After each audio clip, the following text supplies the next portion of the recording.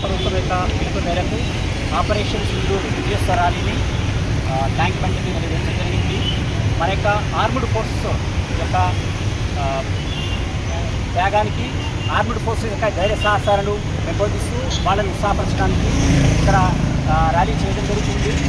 మనందరం కూడా జాతి, కుల, మత విభేదాలు లేకుండా మన ఆర్మీకి ధైర్య సాహసాలు వాళ్ళలో నింపడానికి, అదేవిధంగా మనందరం కూడా కలిసికట్టుగా ఉండి మన ఏదైతే శత్రు దేశం ఉందో పాకిస్తాన్కి ఒక బలమైన సందేశాన్ని పంపాలని ఈ ర్యాలీ యొక్క ముఖ్య ఉద్దేశము.